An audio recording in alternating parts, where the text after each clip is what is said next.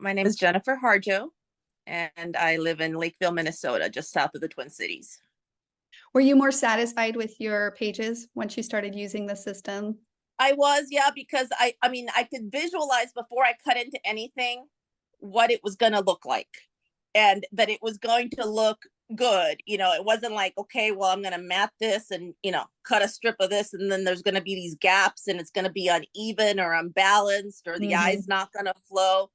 And I mean, even now when I'm not using the Kiwi Lane templates necessarily to design or to create the page, I still pull them out to design. And I may not can't cut the leaves or the flowers or the butterflies, but I can, design the page, decide where they're going to go, see that it's balanced and pleasing, and pull out my stamps and stamp it all. Mm, And, use my die cut machine or my Cricut to cut it or whatever, and it helps to create the page and have it flow, and it's not taking me 4 hours to come up with a 2-page spread. I can whip it out, at least the design portion, correct. in 30 minutes, and then come back to it if I need to, or what have you, but I feel more confident in the process. I love that.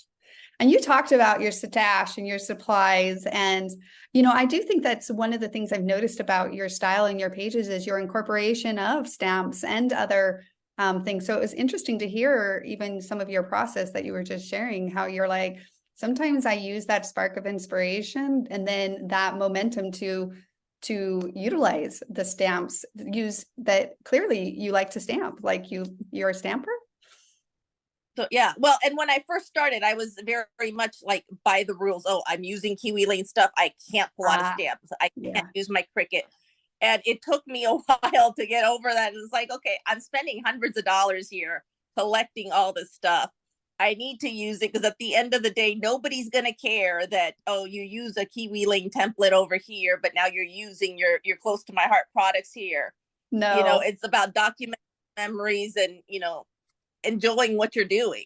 Enjoying what you're doing, I think, is 100% where our desire is to help people just enjoy the process and then to have that spark of inspiration and then to follow it. Where does that Yeah, inspiration take you? And then, and then ultimately result in some finished pages in those albums, right? To get those pages absolutely. finished and created, but enjoying the process along the way. So that's great. I'm glad that you did. That makes me happy, whatever it's worth. I'm glad that you are incorporating other things into your designs. It's definitely not something that we believe. We're like, we play friendly, is what we say. Listen, Yes.